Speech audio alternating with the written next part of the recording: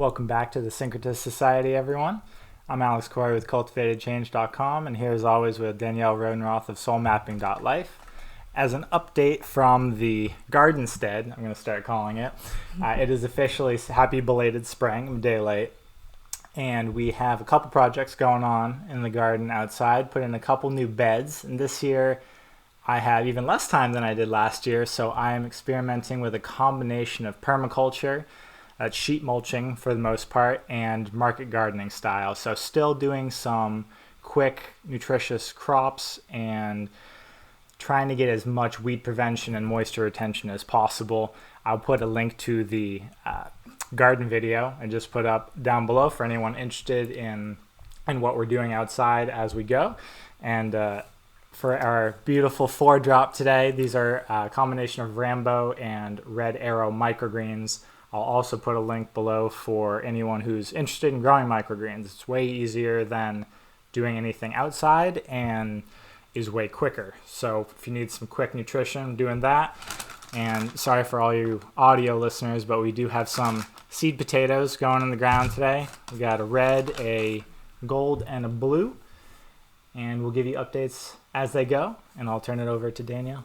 Sweet.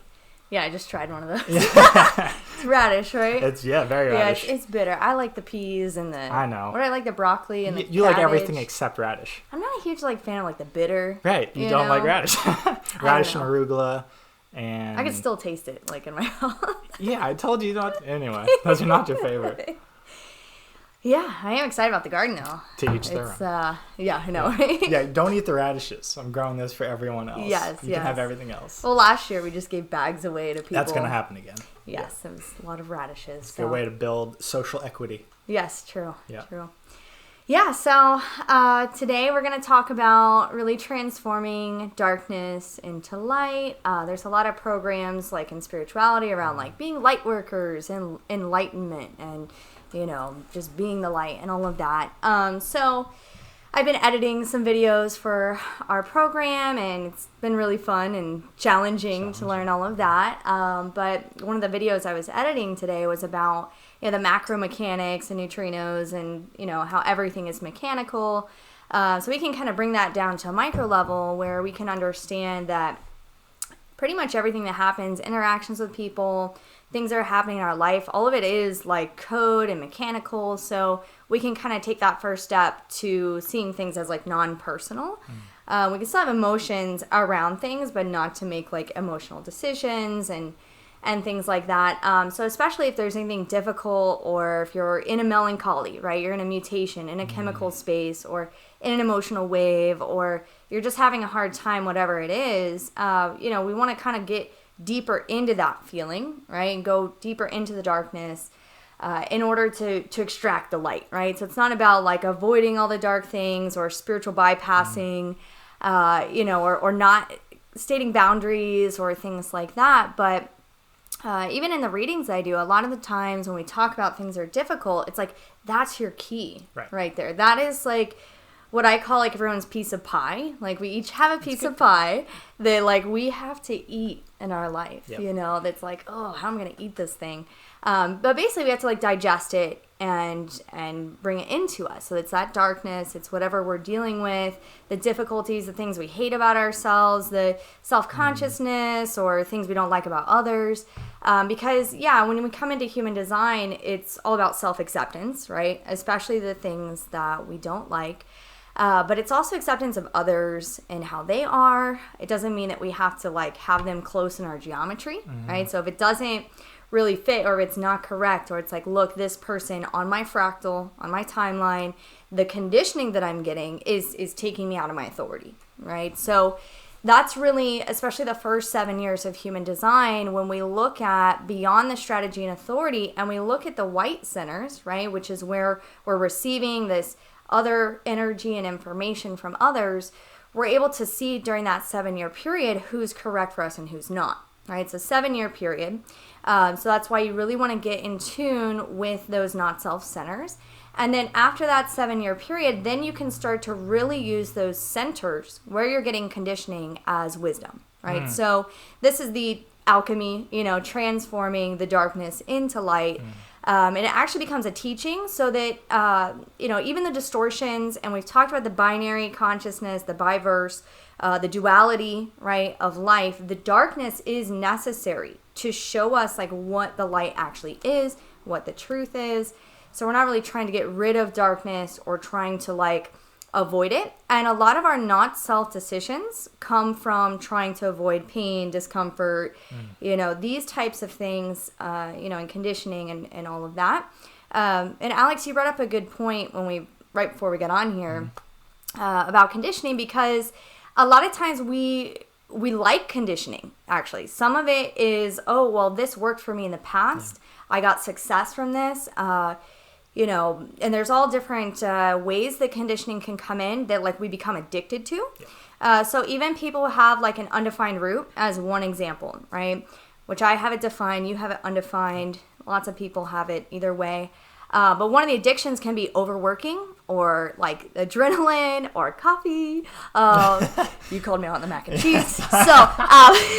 All right. So, no, just kidding. This is not coffee, by the way. It's matcha. It's matcha. Yeah. So we can become addicted to like pressure, right? If it's the root. Yeah. So, for example, how to transform that darkness into light, if you have the undefined root, is to start to examine what that pressure feels like in the body.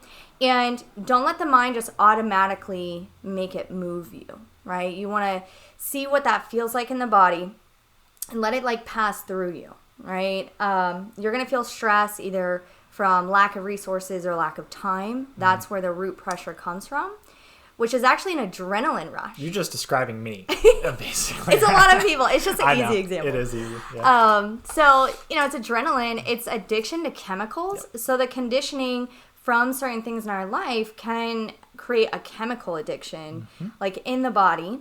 And then even things that we might not like emotional ups and downs. Some people get into like abusive relationships or just emotionally toxic. And again, it's not personal. It's just the codes and the dynamics. So we can even become addicted to like negative emotions and drama or things that create this nervous system shot of energy, right? If you're getting that, you're going to get a dopamine hit. And dopamine is the addiction chemical. Yeah. I was wondering why dopamine functioned the way it did, because we only hear about it in terms of addiction. Right. And it's released whenever your brain is trying to reward you traditionally for finding food, sex, shelter. So your main survival things. It ingrains that experience, that emotion, everything you just went through deep into your conscious and unconscious so that you can replicate that and not die in the future. So if you just had a successful hunt or found a water source, something like that, burst of positive emotion, dopamine floods, so you will now remember that. So most things have this is an intelligent design facet to them. Right.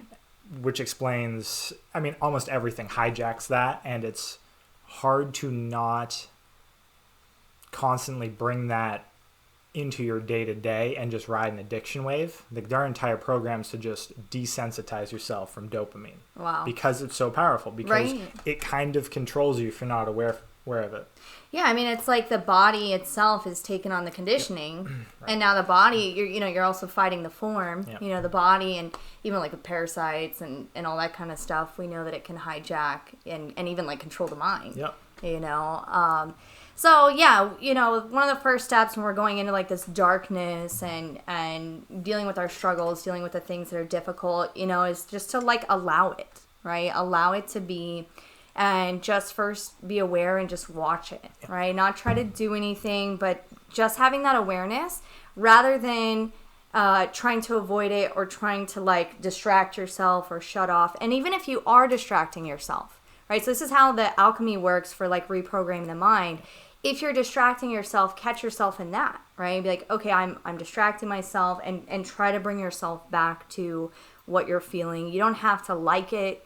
You can hate it. It can be like, oh, I wish this was different, And even like Richard Rudd, who he created the Gene Keys, right? And he studied under Ra. And the Gene Keys is a great system as well for developing consciousness through a specific pathway. But he talks a lot about the allowing and then accepting and then finally embracing, right, the shadows. And I did take a look really quick at the solar transit, the sun, where it is in the gates right now, and it's on the 25. So when we picked the topic, and I was like, let's talk about how nothing's personal and transforming darkness into light, right? And then I looked at the transits and I was like, oh, the sun's on the 25, which the 25 is unconditional love, it's acceptance, it's innocence, right? Which is the key to, love on the planet. That's what they say with this gate, right? It has the myth of the sacred wound. The shadow is called constriction, right? So if you can think of a wound being wound, right? It's even spelled the same. Yep. The constriction in the body happens. So, we want to start to see where that is in us, where we're getting tense and constricted, and then start to see what that background program is. Maybe there's not even a mental thing. It's just like a physical, state, right? Where your body's just tense and all of that. When you say shadow, yeah, you mean the reciprocal of, correct? The other side of it. Yeah, the shadow is the same thing as the gift and the city, right? So all of these codes, the angles, the numbers, the gates, the I Ching, the zodiac signs, they're all angles of how we receive the information, and it's how we digest it, right? So it's coming into us. So the shadow is just a different frequency of how we're taking it in. And it comes from victim consciousness. So it's either repressed in, we turn that shadow inwards, or we put it outwards, right? And we see it in others. So it's reactive. And a lot of times the shadows are showing us what we're not dealing with, right? So if we see something in others that we can't tolerate. It's a mirror. Yeah. Yeah. Right. It's the way that we're getting to look at it still, and all of us have all the shadows, right? This is part of the human experience. This is why we're eating the piece of pie, because we're all digesting the information and taking it in. It's just these codes help us to see what things actually are. Oh, that's what this thing is, right? So then we can be aware, we can allow it, we can eventually accept it, and then embrace it wherever we are, right? Whatever, if we're in the mud and we're not digesting correctly with the codes and life and all of that, there's always a way to kind of bring it back, to accept it, to see, okay, maybe I don't like it. I don't like how this person did that, or why they said that, or, again, that's victim consciousness though, right? So that's why the first thing what we always say is nothing is personal, right? You still need to act accordingly. Don't just let people treat you like shit. But, communicate what you're experiencing. Hey, this is not okay with me. This is a boundary. This conditioning is too much, right? Right. So let me clarify one thing, because I'm sure the transcription will pick up city, not city. So S-I-D-H-I. Yeah, S-I-D-D-H-I. 2 Ds. Okay. Yeah, not city, because I'm sure the transcription will pull up city, and people will be like, what? Yeah, completely different thing. Other thing is the integration of the shadow is one of the archetypes. Carl Jung harps on that. Any Jungian or clinical psychologist, theoretical psychologist that is fascinated by the human condition will end up touching on that archetype, which is you cannot be a full person without integrating your shadow. Right. So it's kind of like being... A good analogy that I've found is you don't want to be helpless. So good person like Bunny. That's not what you want. You want to be a formidable, dangerous, in your power person with your dark half, so to speak, integrated and completely under control, instead of never having been exposed to that and then having it just crush you at some point. Right, which is what a lot of the... I dealt with that because I didn't grow up with an active masculine figure, so there was no real force to make me deal with some of the grimier, darker, more physical aspects, the real masculine aspects, which is why usually a confrontation practice or something for men to sort of help them integrate their threatening monster side and keep it under wraps so that they're a more whole person instead of having something horrible get presented later on when they're unaware. Right. And then that trauma and the chemicals take over. Right. Well, it's interesting too what you're bringing up with like your upbringing, because even for myself and probably all of us, there's things in our childhood that were like, God, why did that happen? Like that was shitty. And these codes have helped me come to terms with a lot of that too, because even our upbringing, with you having the cross of the Sphinx, and which is all about direction, it's all like that masculine energy. Yeah. But then you're a quadrite, which is very receptive and flowy and creative. That was probably also actually part of like what you needed, like the conditions to bring you into like, okay, here's your cross. This is what you're going to be doing. And, the cross takes over. That's what they say when you It's a good phrase. follow your strategy and authority and you align truly on it. It's no longer that like emotional pull to something or conditioning or whatever it is. It's like, okay, that like your life is just starting to bring all of that. With the childhood stuff, with the trauma, everyone doing spiritual bypassing or just negating, and we aren't able to get our needs met or put boundaries or communicate correctly, right? We might just withhold, right? And bury it in, which causes a lot of physical and emotional issues and all of that. By going deeper into that and just being honest, and being as transparent as you can be and trying to make it impersonal, right? Like where we're not like blaming, shaming, or guilting, but kind of be like, okay, this is what I'm experiencing. And if we are blaming, shaming, or guilting, okay, we can like catch ourselves on that, and feel through that. Because that is one of the greatest things that I've learned with this is that nothing is personal. Right?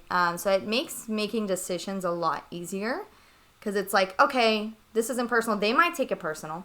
Probably. Chances are.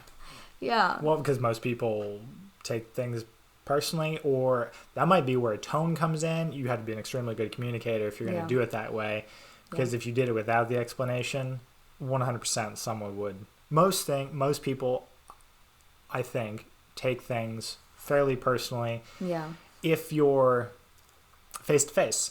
Yeah. If it's someone random on the internet, obviously, if you take that personally, it's going to be a rough time for you. Yeah. But if they're face-to-face and there's an energy interaction, it probably is going to feel personal. Right. So that's an extra step to try to remind yourself of that every time. Yeah, definitely. And I don't know if I'll ever get to do a video about this, but I have had to make some like pretty difficult decisions that were like, whoa, lately. And my mind kept trying to rationalize emotionally because my heart was getting into it. And, like, I was the one that was, like, feeling bad, And I kept telling myself, like, look, this is what's right. This is what's correct. This is what I need to do. This is what my authority says, So the emotional aspect of things, especially whether it's darkness or we're dealing with something that we're really enjoying, we have to look at that conditioning and say, okay, but is this actually correct for me? Just because something gave you success or because you accomplished something or you got a lot of money for this or that or whatever the mind rationalizes for why we should keep doing something, if it's draining us, if you're a generator and you're dissatisfied, you're frustrated, right, with the process, whether it be your work or you're trying to write a book and you don't like the process of writing the book, but you really want the book, right? This is not correct. Right? Even though you may have written books in the past, but you struggled through it.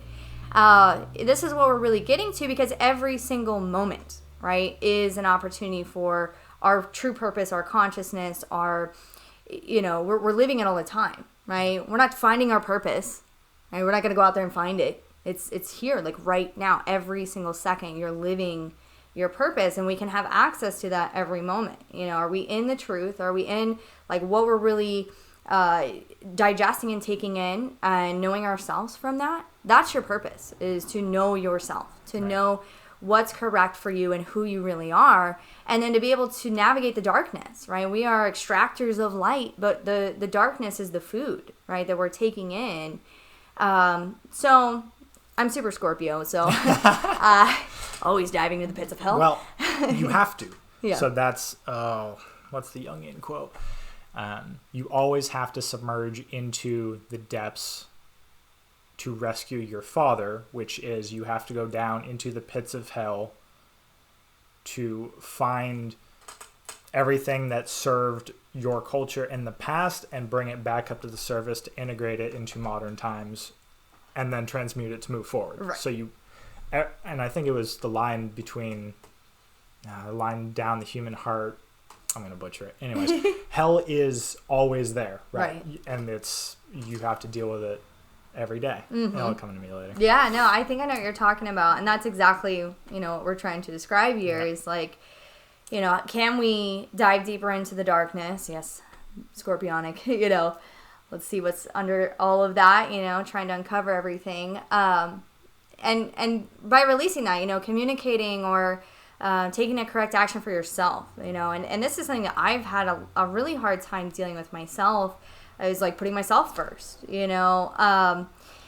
I have a tendency to want to nurture people and do lots of stuff, and I always tend to put myself last, which is also a trauma response. Plus, it's like from some of my codes, it's all part of my purpose, and to realize for myself, in those moments that yes, putting yourself first, being selfish. I was gonna say that's a societal conditioning. Stop being selfish, and you're like, well, I need the energy first. Right. You can't give everything away because you're going to get hyper bitter and adrenal fatigue for one, which is what happens to me. Yeah, exactly. And even with like parents and their kids, because I get that scenario a lot, but like, what about my kids? And I'm like, look, if you are a parent and you're living your full life, you're living your full purpose, right? Because your child is on its own path too, right? Is that the best thing you can do for your child is for you to be your full self, and live your full life. And yeah, you're still going to take care of them. You're still going to do what's best for them. But, if it's completely taking you out of your authority, you're creating distortion everywhere too,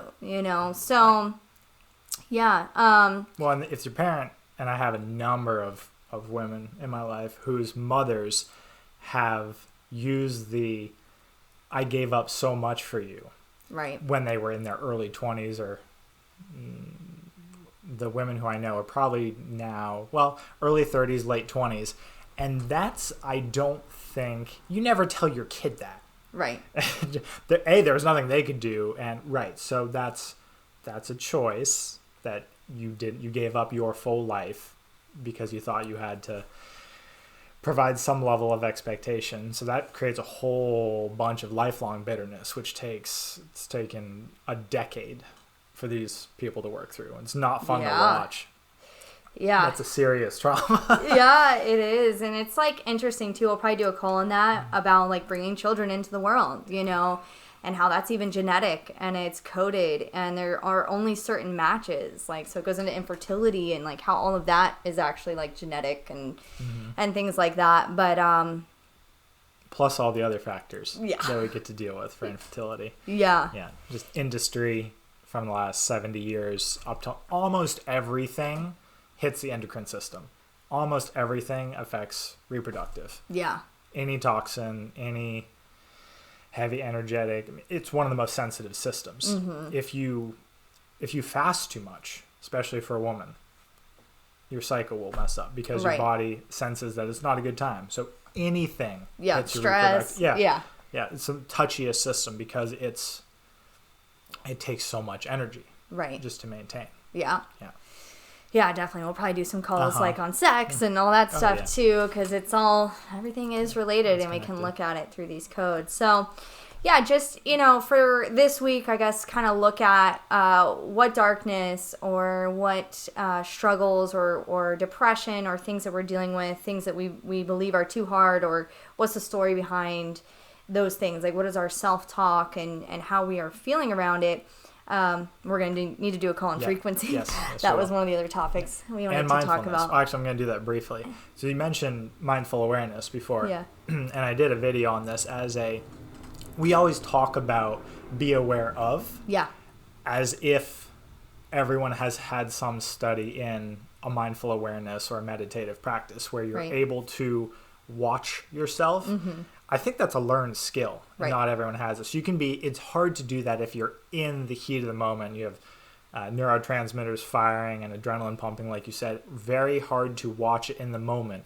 But if you treat mindful awareness, so a meditative practice, or just something where you're still, even 5 minutes, and you're able to just watch what's floating in your brain, just chores will come and go, but eventually things will quieten down, and eventually you'll be okay at just recognizing feelings that pop up and just watching.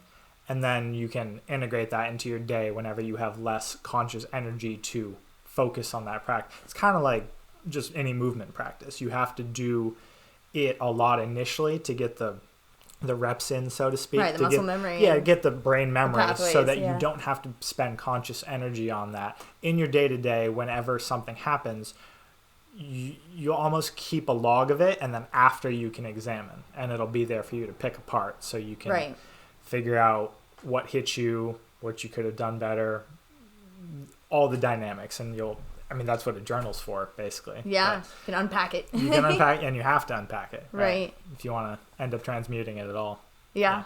Especially because the shadow usually hits you hard. You will notice it more. So there's always more to unpack. Most people don't notice the light and fluffy because things are going well and they're happy. Right. But if you use that as a comparison or a contrast mechanism, there's a lot to unpack and more to unpack in the shadow, right? That's where the growth happens. Right. No one grows if it's light and fluffy all the time. Yeah. Right. Yeah, exactly. That kind of brings something else up too. We could do a call on in the future, how the profile numbers, right? So everyone stores memory different. Yeah, which is pretty cool. And how we store like emotions. Give me an example. Like the 3 can be pessimistic, right? Or the 6 can be optimistic, and there's different ways that the memory gets stored per the profile. So that might even be interesting to kind of bring that in. Yes, you know? yes it would. Depending on like the perspective and how the mind works and all of that for each profile. Right. But yeah, I mean, it's just really interesting. I don't really think about it that much with like, oh, people process differently with how they store their memories, or they're not, for me, having the 10.6 in detriment twice, which is self-consciousness. It's like the most self-conscious. Then I have the gate of arrogance, so don't worry about it. 31.2. So yeah, that's a real funny cosmic joke. But the self-consciousness is conscious of self, right? Which can lead to that other spectrum of like what we traditionally think of like self-conscious, but it can also be like where sometimes I'm like overly analyzing, every moment, every second, and I realize most people don't do that, I think a lot of people do that. A lot of people are high in, that's a psychological trait, just called neuroticism. Right. Women have it more because they have to for protecting kids, a kid. But a lot of guys, I have that. I'm just, it's very hard to even pull away for a minute. Forest exposure will do that, and I'll stop analyzing in the moment. If I'm just walking out in the sunshine, then my brain will quiet down. Also after orgasm, that's probably the only time most people who don't have a rich lifestyle, so to speak, will notice that, especially guys, nothing. Just not analyzing, not picking, not tinkering, not backwards engineering, nothing, it's a form of altered consciousness. Right, it's like a bliss for like state. 5 minutes. Yeah. And then it goes away. Right. It is bliss state, yeah. Yeah, it is super interesting. So yeah, we'll probably do some calls on that, how memory is stored for different types and different profiles, and just kind of looking more into that. But yeah, so just watch the darkness, watch how your self-talk is. We'll do a call on frequency because even myself, right? Like I dive deep into this stuff. I do it every day. I'm doing readings and all that, but I still get deep into like darkness, It's part of being a consciousness explorer. You have to like feel purposeless to find the purpose, right? Yeah. So, raising your frequency is not just like a spiritual term. As you're doing this mindfulness practice, like see what your body is feeling like, are you in that literally lower state of frequency? And how can we accept that, right? And allow that and see how that can be something that leads you to a consciousness extraction, because that is where the gold is, right? So that's where the gold is. Yeah, that's where the treasure. That's the dragon in myth. So you have to go in, and to be able to find the gold, you got to go battle the monster, and the monster is usually your unconscious. Yeah.